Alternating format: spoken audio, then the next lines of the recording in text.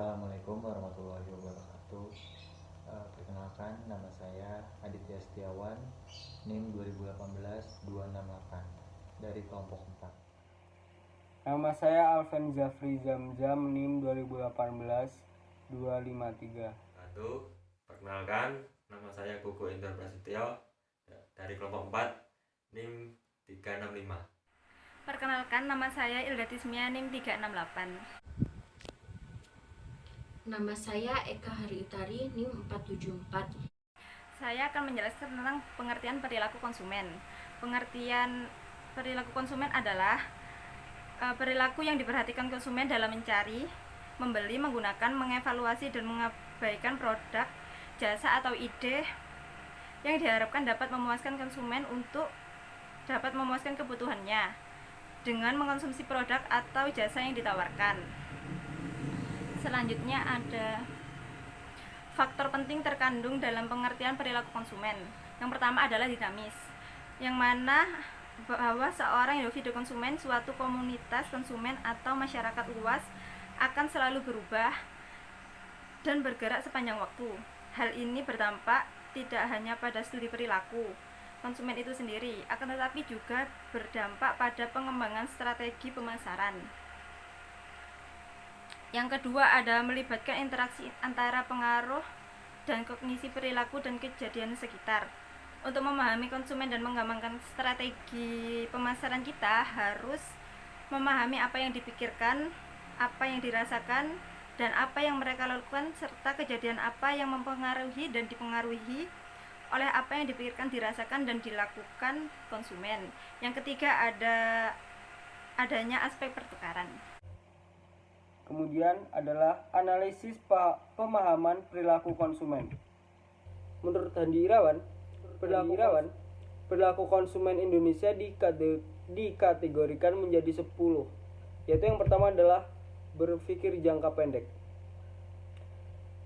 Ternyata sebagian besar konsumen Indonesia hanya berpikir jangka pendek dan sulit untuk diajak berpikir jangka panjang. Salah satu cirinya adalah dengan masyarakat Indonesia mencari yang serba instan.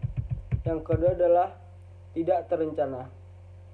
Hal ini tercermin pada kebiasaan impulsive buying, yaitu membeli produk yang kelihatan menarik tanpa ada perencanaan sebelumnya. Kemudian yang ketiga adalah suka berkumpul.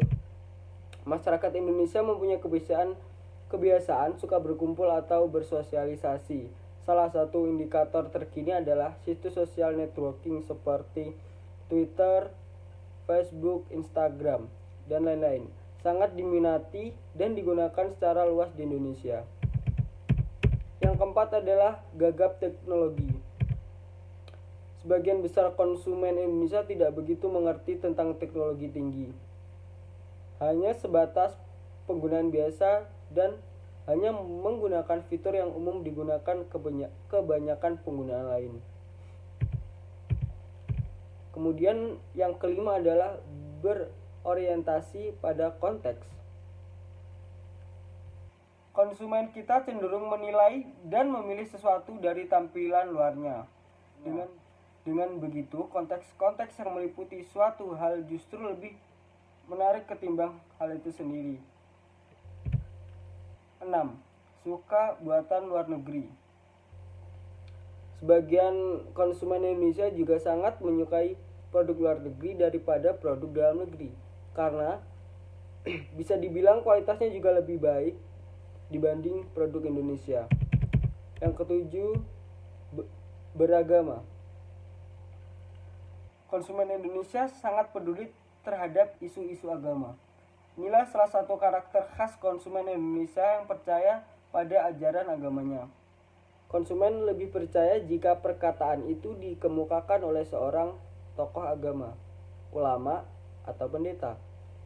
Konsumen juga suka dengan produk yang menyusun tentang simbol-simbol agama. Kemudian nomor 8, gengsi.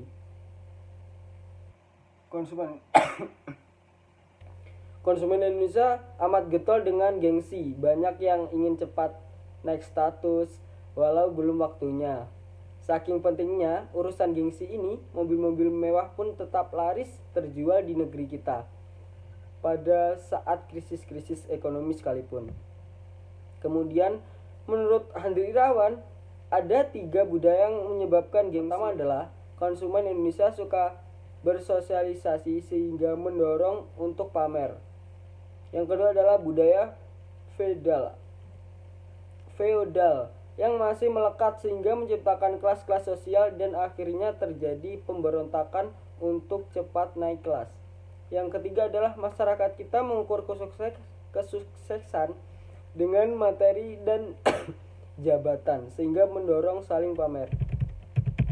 Yang kesembilan adalah budaya lokal. Sekalipun konsumen Indonesia gengsi dan menyukai produk luar negeri, namun unsur fanatisme kedaerahannya ternyata sangat cukup tinggi. Ini bukan berarti bertentangan dengan hukum perilaku yang lain. Kemudian nomor 10 yang terakhir adalah kurang peduli lingkungan. Salah satu karakteristik konsumen Indonesia yang unik adalah kekurangan kepedulian. Ya, jadi di sini saya akan menjelaskan tentang teori perilaku konsumen. Nah, teori perilaku konsumen ini dibagi menjadi 3 macam, yaitu yang pertama ada teori ekonomi mikro. Nah, teori ini beranggapan bahwa setiap konsumen akan berusaha memperoleh kepuasan maksimal. Mereka akan berupaya meneruskan pembeliannya terhadap suatu produk apabila mereka memperoleh kepuasan dari produk yang telah dikonsumsinya, di mana kepuasan ini sebanding atau lebih besar dengan margin utility yang diturunkan dari pengeluaran yang sama untuk beberapa produk yang lain. Kemudian yang kedua itu ada teori psikologis. Teori ini mendasarkan diri pada faktor-faktor psikologis individu yang dipengaruhi oleh kekuatan-kekuatan lingkungan. Bidang psikologis ini sangat kompleks dalam menganalisa perilaku konsumen karena proses mental tidak dapat diamati secara langsung. Kemudian yang ketiga itu ada teori antropologis. Nah, teori antropologis ini juga menekankan perilaku pembelian dari suatu kelompok masyarakat yang ruang lingkupnya sangat luas, seperti contohnya yaitu kebudayaan, kelas-kelas sosial, dan sebagainya. Kemudian selanjutnya saya akan menjelaskan tentang faktor yang mempengaruhi konsumen. Faktor yang mempengaruhi konsumen ini ada 4 macam. Nah, yang pertama itu yaitu pengaruh lingkungan atau sosial. Nah, perilaku konsumen juga dipengaruhi oleh faktor sosial seperti kelompok kecil, keluarga, serta peranan atau status sosial konsumen. Perilaku seseorang dipengaruhi oleh banyak kelompok kecil, kelompok yang mempunyai pengaruh langsung terhadap si konsumen tersebut. Contohnya seperti keluarga. Keluarga dapat mempengaruhi perilaku pembelian. Keluarga adalah organisasi pembelian konsumen yang paling penting dalam masyarakat, karena keputusan keluarga dalam melakukan pembelian tergantung pada produk, iklan, dan situasinya, dan itu dapat mempengaruhi si perilaku konsumen tersebut. Nah, kemudian yang kedua itu ada perbedaan dan pengaruh individu, atau bisa dibilang ini adalah jenis pribadi. Nah, meliputi usia, tahap siklus individu, pekerjaan, gaya hidup, kepribadian, dan status ekonominya. Pengaruh usia dan tahap siklus seseorang terhadap pembelian produk yang dikonsumsi. Misalnya, pasangan muda yang baru menikah dan belum mempunyai anak mempunyai pola perilaku beli yang berbeda dengan keluarga yang mempunyai anak usia sekolah atau anak yang sudah besar. Sedangkan gaya hidup biasanya berkaitan dengan kegiatan, minat, dan opini atau pola hidup si konsumen sehari-hari. Nah, kemudian yang ketiga yaitu ada proses psikologis atau psikologis si konsumen tersebut. Nah, proses psikologis ini meliputi pengaruh yang berasal dari motivasi individu, persepsi si konsumen, pembelajaran atau kemampuan individu untuk belajar dari si konsumen, dan juga dari keyakinan atau sikap si individu konsumen tersebut. Nah, motivasi individu atau seseorang dalam membeli suatu produk adalah untuk memperoleh kepuasan, karena kepuasan itu adalah hal yang paling penting dalam si konsumen. Kemudian yang terakhir atau yang keempat adalah budaya. Nah, faktor budaya ini memberikan pengaruh yang paling luas dalam perilaku konsumen. Kenapa? Karena pengiklan harus mengetahui peranan yang dimainkan oleh budaya, subbudaya, dan kelas sosial pembeli. Budaya adalah penyebab paling mendasar dari keinginan dan perilaku konsumen atau perilaku seseorang. Budaya merupakan kumpulan nilai-nilai dasar, persepsi, keinginan, dan perilaku yang dipelajari oleh seorang anggota masyarakat dari keluarga dan lembaga penting lainnya. Nah, budaya ini kenapa menjadi lebih penting? Karena bisa diberikan contoh seperti contohnya orang yang menganut budaya di suatu daerah dan di suatu daerah lainnya itu akan mempunyai perilaku konsumen yang berbeda. Seperti contohnya orang yang menganut budaya Jawa dengan orang yang menganut budaya luar negeri itu pasti akan memiliki tingkat konsumsi atau perilaku konsumennya dalam membeli sesuatu itu pasti akan menyebabkan sebuah perbedaan. Makanya di sini budaya menjadi faktor yang paling luas pengaruhnya bagi perilaku konsumen atau yang bisa dibilang yang paling mempengaruhi perilaku konsumen itu sendiri. Saya akan melanjutkan presentasi dari teman saya. Selanjutnya adalah pendekatan perilaku konsumen. Yang pertama, pendekatan nilai guna kardinal. Pendekatan nilai guna kardinal atau sering disebut dengan nilai subjektif menganggap manfaat atau kenikmatan yang diperoleh seorang konsumen dapat dinyatakan secara kuantitatif, dapat diukur, di mana keseimbangan konsumen dalam memaksimalkan kepuasan atau atas konsumsi berbagai macam barang dilihat dari seberapa besar uang yang dikeluarkannya untuk membeli unit tambahan dari berbagai jenis barang akan memberikan nilai guna marginal yang sama besarnya. Oleh karena itu, keseimbangan konsumen dapat dicari dengan pendekatan kuantitatif. Kepuasan seseorang konsumen dapat mengkonsumsi suatu barang dapat diukur dengan suatu kepuasan.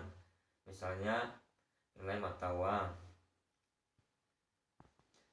Selanjutnya adalah pendekatan nilai guna ordinal. Pendekatan nilai guna ordinal atau sering disebut juga analisis kurva indifferential menganggap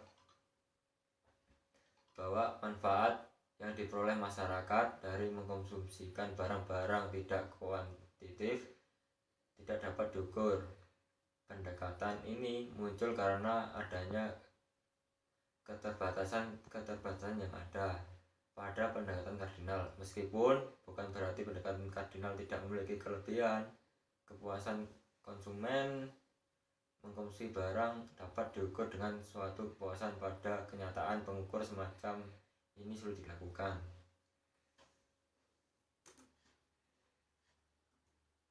Selanjutnya, persamaan dan perbedaan. Persamaan nilai guna kardinal dengan ordinal. Persamaannya adalah persamaan kardinal dan ordinal, yaitu sama-sama menjelaskan tentang tindakan konsumtif dalam mengkonsumsi barang-barang yang harganya tidak tertentu. Pendekatan ini pendapatan konsumen yang tertentu pula agar konsumen mencapai tujuan maksimum. Selanjutnya, perbedaan nilai guna kardinal dengan ordinal. Perbedaannya adalah nilai guna kardinal menganggap bahwa kepuasan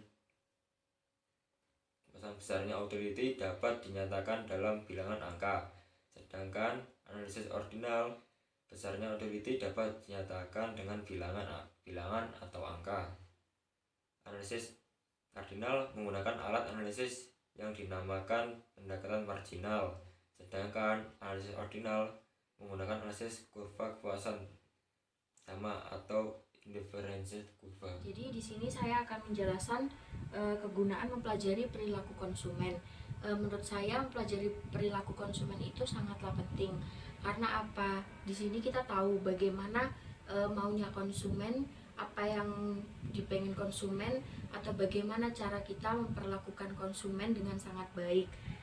Di sini yang pertama ada analisis konsumen menjadi dasar bagi manajer pemasaran. Hal ini membantu manajer dalam yang pertama yaitu menyusun bauran pemasaran. Jadi menyusun bauran pemasaran tersebut sangatlah penting. Karena apa? Bauran pemasaran merupakan salah satu pokok pertimbangan konsumen dalam melakukan keputusan pembelian suatu produk. Jika perusahaan tidak peka terhadap apa yang dibutuhkan oleh konsumen, maka perusahaan dapat dipastikan bahwa akan kehilangan banyak konsumen. Dalam konsep pemasaran modern, banyak perusahaan yang mengacu pada bauran pemasaran dalam merancang program pemasarannya. Bauran pemasaran terdiri dari produk, harga, promosi, dan saluran distribusi, yaitu semua hal tersebut mempunyai tujuan yang sangat penting untuk konsumen itu sendiri. Karena apa? Jikalau kita melakukan promosi yang bagus, maka konsumen akan tertarik pada produk apa yang kita jual. Terus kedua, yang B itu ada segmentasi. Jadi pengertian segmentasi itu sendiri adalah kegiatan membagi suatu pasar menjadi kelompok-kelompok pembeli yang berbeda, yang memiliki kebutuhan karakteristik atau perilaku yang berbeda, yang mungkin membutuhkan produk atau bauran pasar yang berbeda. Yang ketiga yaitu ada diferensiasi dan produk positioning. Jadi kata positioning sendiri itu artinya adalah tindakan perusahaan untuk merancang produk dan bauran pemasaran agar dapat tercipta kesan tertentu yang diingatkan konsumen. Sehingga dengan demikian konsumen segmen memahami dan menghargai apa yang dilakukan perusahaan dalam kaitannya dengan para pesaing. Jadi contohnya kayak segmentasi apa yang perusahaan butuhkan itu buat konsumen. Jadi semisal contohnya gini, perusahaan itu mempunyai segmen yang berbeda-beda buat konsumen. Yang pertama itu ada tentang promosinya, jalur distribusinya, ataupun pemasarannya. Itu setiap perusahaan tuh berbeda. Jadi itulah yang dimaksud product positioning dan diferensiasi. Yang keempat itu menyediakan dasar analisis lingkungan. Jadi yang dimaksud analisis lingkungan adalah perusahaan sebagai suatu proses perencanaan strategi yang mengkaji bidang pemasaran dan distribusi perusahaan, penelitian dan pengembangan produksi dan operasi, sumber daya dan karyawan perusahaan, serta faktor keuangan dan akuntansi untuk menganalisa kekuatan dan kelemahan. Jadi yang terakhir itu ada mengembangkan riset pemasaran. Jadi yang dimaksud mengembangkan riset pemasaran ini menurut saya adalah bagaimana cara kita mengembangkan pemasaran di kalangan konsumen itu sendiri. Contohnya kayak kita mengiklankan sebuah produk agar konsumen tertarik pada produk kita. Jadi disitulah segmen kita bereaksi, menargetkan lebih tinggi berapa konsumen yang suka kepada produk kita. Yang kedua itu ada analisis konsumen, memainkan peranan kritis di alam pengembangan kebijakan publik. Terus yang ketiga itu ada pengetahuan mengenai perilaku konsumen, mengembangkan kemampuan konsumen untuk menjadi konsumen yang lebih efektif. Jadi yang dimaksudkan di sini adalah kalau menurut saya itu konsumen ini harus pintar-pintar memilih produk apa yang diinginkan atau yang sesuai dengan keinginannya. Yang keempat yaitu analisis konsumen, memberikan pengetahuan tentang perilaku konsumen. Jadi yang dimaksud di sini adalah analisis konsumen itu memberikan pengetahuan tentang perilaku manusia. Contohnya tuh kayak kita tuh membeli konsumen itu banyak konsumen yang membeli barang secara berlebihan. Nah, di situ kan kita tahu perilaku manusia, oh berarti orang ini hedon gitu. Yang kelima yaitu studi perilaku konsumen, memberikan 3 jenis informasi. Yang pertama yaitu orientasi konsumen. Yang kedua yaitu fakta mengenai perilaku pembelian. Yang C itu teori yang membimbing dalam proses berpikir. Jadi sekian presentasi dari kelompok 4. Apabila ada kesalahan mohon dimaafkan, dan apabila ada pertanyaan bisa komen di kolom komentar di bawah. Wassalamualaikum warahmatullahi wabarakatuh.